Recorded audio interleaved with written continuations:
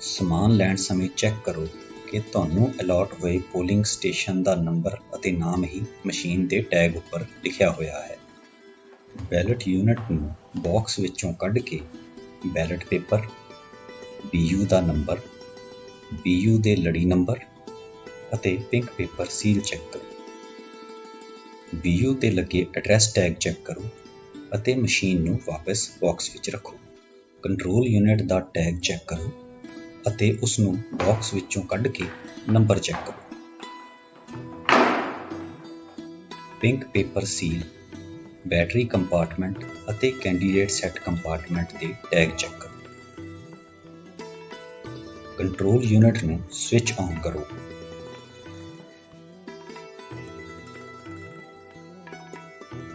Belt unit ਤੇ ਲੱਗੇ ballot paper ਅਨੁਸਾਰ CU ਤੇ ਉਮੀਦਵਾਰਾਂ ਦੀ ਗਿਣਤੀ ਅਤੇ ਬੈਟਰੀ ਦੀ ਸਥਿਤੀ ਚੈੱਕ ਕਰੋ।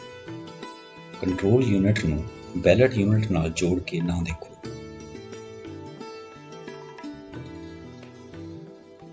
ਮਸ਼ੀਨ ਸਵਿਚ ਆਫ ਕਰੋ ਅਤੇ ਬਾਕਸ ਵਿੱਚ ਰੱਖੋ।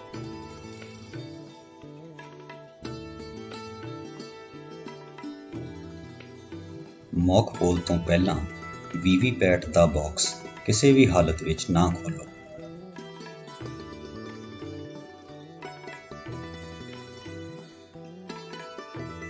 ਬੈਲਟ ਯੂਨਿਟ ਅਤੇ VVPAT ਨੂੰ ਬਾਕਸ ਵਿੱਚੋਂ ਬਾਹਰ ਕੱਢੋ ਅਤੇ VOTING ਕੰਪਾਰਟਮੈਂਟ ਵਿੱਚ ਰੱਖੋ। ਕੰਟਰੋਲ ਯੂਨਿਟ ਨੂੰ ਪੋਲਿੰਗ ਆਫਿਸਰ ਨੰਬਰ 3 ਦੇ ਟੇਬਲ ਤੇ ਰੱਖੋ।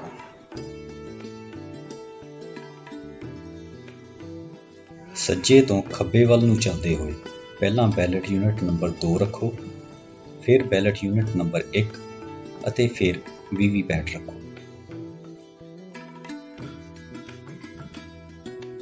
ਬੈਲਟ ਯੂਨਿਟ ਨੰਬਰ 2 ਨੂੰ ਬੈਲਟ ਯੂਨਿਟ ਨੰਬਰ 1 ਨਾਲ ਜੋੜਨ ਲਈ 1 ਨੰਬਰ BU ਦਾ ਕਨੈਕਟਰ ਕੰਪਾਰਟਮੈਂਟ ਖੋਲ੍ਹੋ। ਉਸ ਵਿੱਚ ਲੱਗਿਆ ਕਲੈਂਪ ਖੋਲ੍ਹੋ। 2 ਨੰਬਰ BU ਦੀ ਤਾਰ ਦੇ ਕਨੈਕਟਰ ਨੂੰ 1 ਨੰਬਰ BU ਦੇ ਸਾਕਟ ਵਿੱਚ ਲਾਲ ਕਾਲਾ ਰੰਗ ਮੈਚ ਕਰਕੇ ਲਗਾਓ। ਤਾਰ ਨੂੰ ਕਲੈਂਪ ਲਗਾ ਕੇ ਸੁਰੱਖਿਅਤ ਕਰੋ ਅਤੇ ਕਨੈਕਟਰ ਕੰਪਾਰਟਮੈਂਟ ਦਾ ਢੱਕਣ ਬੰਦ ਕਰੋ।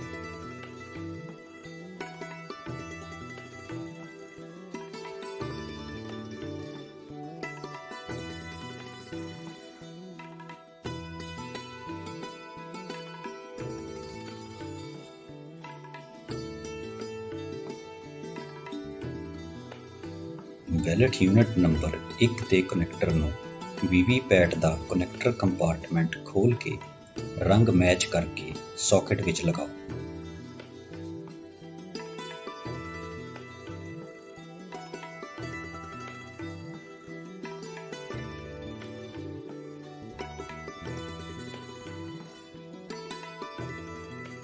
VVPAT ਦੀ ਨੌਬ ਨੂੰ ਟਰਾਂਸਪੋਰਟ ਮੋਡ ਤੋਂ ਘੁਮਾ ਕੇ ਵਰਕਿੰਗ ਮੋਡ ਵਿੱਚ ਕਰੋ।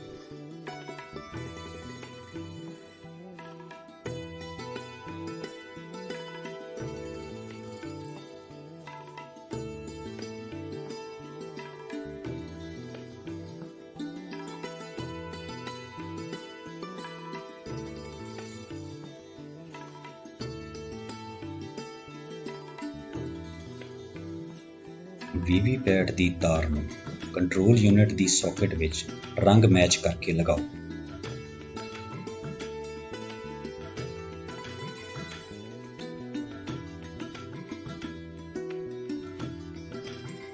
ਸਾਰੀਆਂ ਤਾਰਾਂ ਨੂੰ ਇਸ ਤਰ੍ਹਾਂ ਸੈੱਟ ਕਰੋ ਕਿ ਕਿਸੇ ਵੀ ਵੋਟਰ ਨੂੰ ਤਾਰ ਦੇ ਉੱਪਰ ਤੋਂ ਲੰਘ ਕੇ ਨਾ ਜਾਣਾ ਪਵੇ।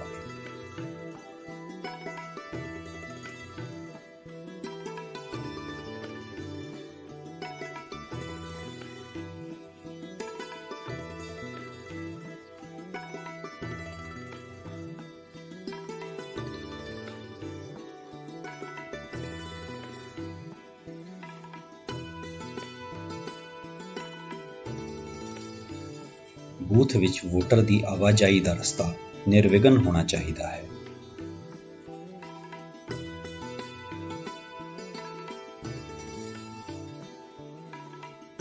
ਟ੍ਰੇਨਿੰਗ ਦੇ ਮੰਤਵ ਲਈ VOTING ਕੰਪਾਰਟਮੈਂਟ ਦੀ ਸਕਰੀਨ ਨਹੀਂ ਵਰਤੀ ਗਈ ਹੈ।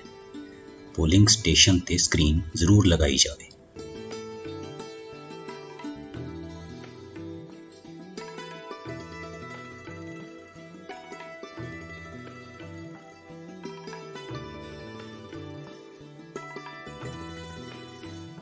ਮੌਕ ਪੋਲ ਕਰਵਾਉਣ ਲਈ control unit the switch on ਕਰੋ।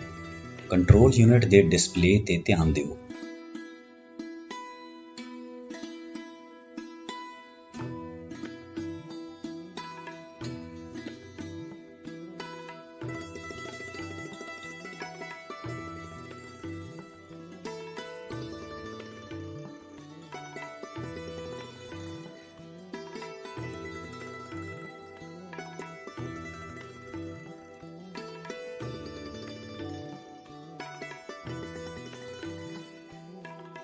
ਇਹਨਾਂ ਵਿੱਚੋਂ ਕੋਈ ਵੀ ਡਿਸਪਲੇ ਮਿਸ ਹੋਵੇ ਤਾਂ ਮਸ਼ੀਨ ਦੇ ਕਨੈਕਸ਼ਨ, BU ਦਾ ਕ੍ਰਮ ਅਤੇ ਵੀਵੀਪੈਟ ਦੀ ਨੌਬ ਦੁਬਾਰਾ ਚੈੱਕ ਕਰੋ।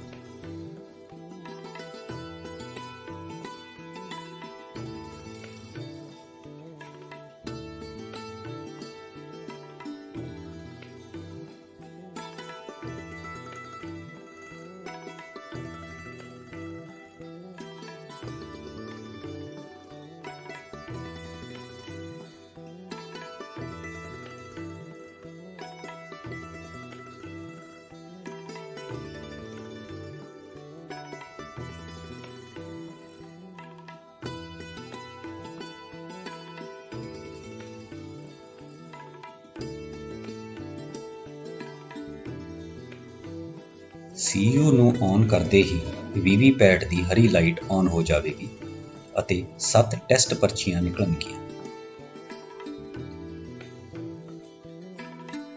ਜੇ ਵੀਵੀਪੈਟ ਵਿੱਚ ਕੋਈ ਖਰਾਬੀ ਹੋਵੇ ਤਾਂ 6 ਪਰਚੀਆਂ ਹੀ ਨਿਕਲਣਗੀਆਂ। ਇਹਨਾਂ ਪਰਚੀਆਂ ਨੂੰ ਅਲੱਗ ਰੱਖ ਲਓ।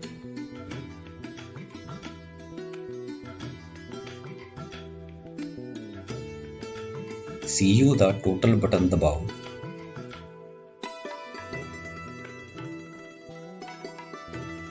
ਅਤੇ ਏਜੰਟਾਂ ਨੂੰ ਦਿਖਾਓ ਕਿ ਮਸ਼ੀਨ ਵਿੱਚ ਕੋਈ ਵੋਟ ਨਹੀਂ ਹੈ। ਇਸ ਤੋਂ ਬਾਅਦ ਵੀਵੀਪੈਟ ਦਾ ਖਾਲੀ ਸਲਿੱਪ ਕੰਪਾਰਟਮੈਂਟ ਦਿਖਾਓ। ਬੈਲਟ ਬਟਨ ਦੱਬਣ ਤੇ CU ਦਾ ਬਿਜ਼ੀ ਲੈਂਪ ਅਤੇ BU the ready lamp on ਹੋ ਜਾਵੇਗਾ। ਏਜੰਟਾਂ ਨੂੰ ਵੋਟ ਪਾਉਣ ਲਈ ਕਹੋ ਅਤੇ ਵੀਵੀਪੈਟ ਦੀ ਪਰਚੀ ਨਾਲ ਦੀ ਨਾਲ ਚੈੱਕ ਕਰਵਾਓ।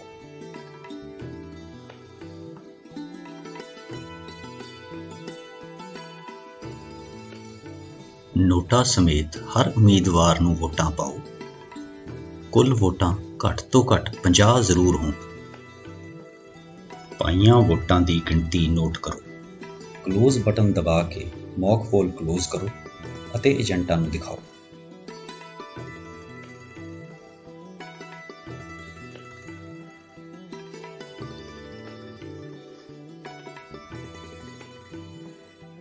ਬੈਲਟ ਬਟਨ ਦਬਾ ਕੇ ਦਿਖਾਓ ਕਿ ਕਲੋਜ਼ ਕਰਨ ਤੋਂ ਬਾਅਦ ਹੋਰ ਵੋਟ ਨਹੀਂ ਪੈ ਸਕਦੀ।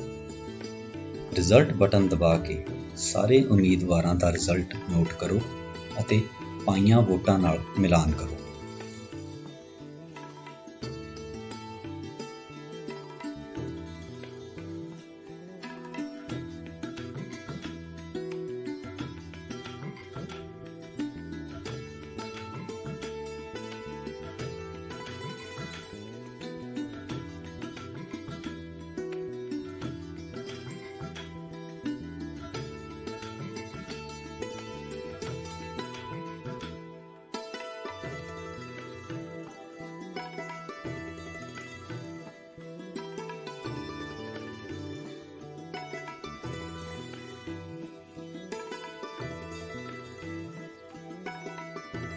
ਕਲੀਅਰ ਬਟਨ ਦਬਾ ਕੇ ਪਾਈਆਂ ਵੋਟਾਂ ਨੂੰ ਕਲੀਅਰ ਕਰੋ।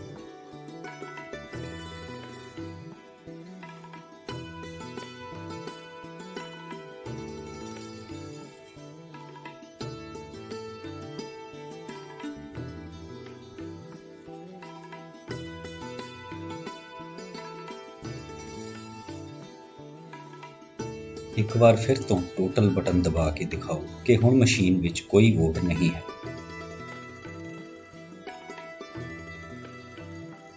ਕੰਟਰੋਲ ਯੂਨਿਟ ਦਾ ਸਵਿਚ ਆਫ ਕਰੋ।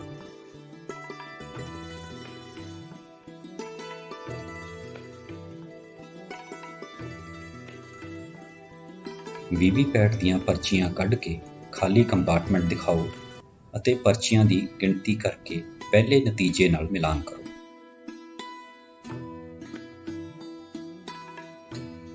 ਮੌਕ ਪੋਲ ਸਰਟੀਫਿਕੇਟ ਭਰ ਕੇ ਪੋਲਿੰਗ ਏਜੰਟਾਂ ਦੇ ਹਸਤਾਖਰ ਕਰਵਾਓ। ਮੌਕ ਪੋਲ ਦੀਆਂ ਪਰਚੀਆਂ ਪਿੱਛੇ ਮੌਕ ਪੋਲ ਸਲਿੱਪ ਦੀ ਮੋਹਰ ਲਗਾਓ ਅਤੇ ਪਰਚੀਆਂ ਨੂੰ ਕਾਲੇ ਲਿਫਾਫੇ ਵਿੱਚ ਪਾ ਕੇ ਸੀਲ ਕਰੋ। ਉਸ ਉੱਪਰ ਬੂਥ ਦਾ ਵੇਰਵਾ ਲਿਖੋ। ਲਿਫਾਫੇ ਨੂੰ ਪਲਾਸਟਿਕ ਦੇ ਡੱਬੇ ਵਿੱਚ ਪਾ ਕੇ ਉਸ ਉੱਪਰ ਵੀ ਬੂਥ ਦਾ ਵੇਰਵਾ ਲਿਖੋ ਅਤੇ ਪਿੰਕ ਪੇਪਰ ਸੀਲ ਨਾਲ ਸੀਲ ਕਰਕੇ ਏਜੰਟਾਂ ਦੇ ਹਸਤਾਖਰ ਕਰਵਾਓ।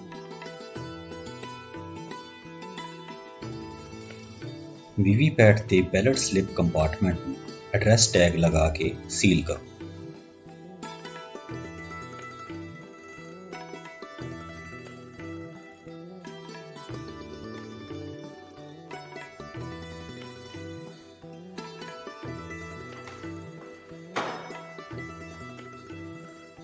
ਕੰਟਰੋਲ ਯੂਨਿਟ ਦੇ ਰਿਜ਼ਲਟ ਸੈਕਸ਼ਨ ਨੂੰ ਖੋਲ੍ਹ ਕੇ ਅੰਦਰ ਵਾਲੇ ਢੱਕਣ ਵਿੱਚ ਏਜੰਟਾਂ ਵੱਲੋਂ ਹਸਤਾਖਰ ਕੀਤੀ ਗ੍ਰੀਨ ਪੇਪਰ ਸੀਲ ਨੂੰ ਇਸ ਤਰ੍ਹਾਂ ਲਗਾਓ ਕਿ ਮੋੜਨ ਤੋਂ ਬਾਅਦ ਉਸ ਦਾ ਨੰਬਰ ਪੜ੍ਹਿਆ ਜਾ ਸਕੇ।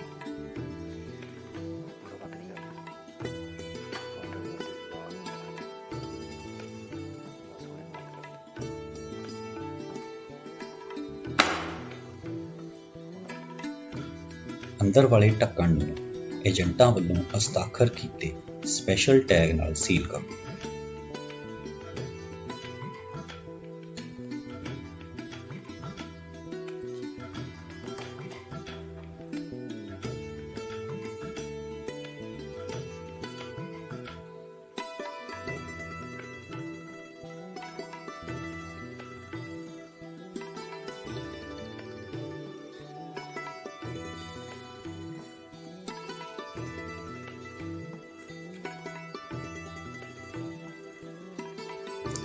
ਸਪੈਸ਼ਲ ਟੈਗ ਨੂੰ ਗੱਤੇ ਦੇ ਟੁਕੜੇ ਉੱਪਰ ਰੱਖ ਕੇ ਲਾਖ ਲਗਾਓ ਤਾਂ ਜੋ ਮਸ਼ੀਨ ਉੱਪਰ ਲਾਖ ਨਾ ਡਿੱਗੇ।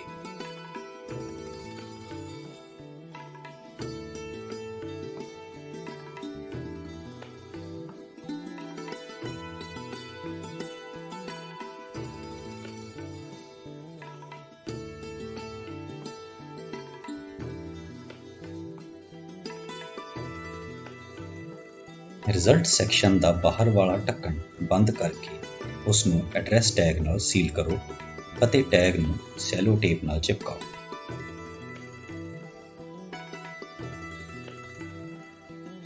ਗ੍ਰੀਨ ਪੇਪਰ ਸੀਲ ਦੇ ਉੱਪਰ ਵਾਲੇ ਹਿੱਸੇ ਤੋਂ ਕਾਗਜ਼ ਹਟਾਓ ਅਤੇ ਇਹ ਵਾਲਾ ਪਾਸਾ ਰਿਜ਼ਲਟ ਸੈਕਸ਼ਨ ਦੇ ਢੱਕਣ ਤੇ ਚਿਪਕਾਓ।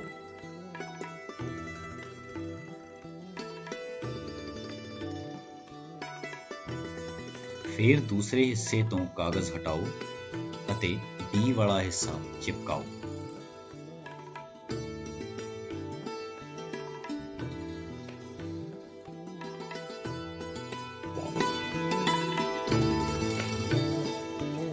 CU ਨੂੰ ਸਵਿਚ ਔਨ ਕਰੋ ਅਤੇ ਪੋਲਿੰਗ ਸ਼ੁਰੂ ਕਰਵਾਓ।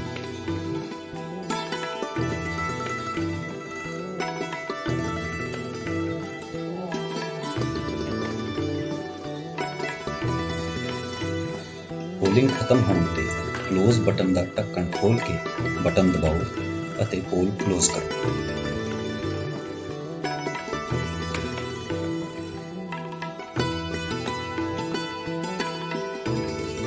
ਕੰਟਰੋਲ ਯੂਨਿਟ ਨੂੰ ਸਵਿਚ ਆਫ ਕਰੋ।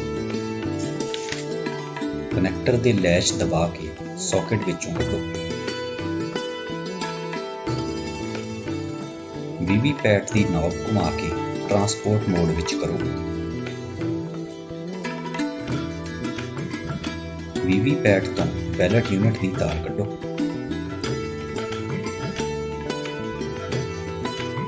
ਵੀਵੀਪੈਟ ਦੀ ਬੈਟਰੀ ਕੱਢੋ।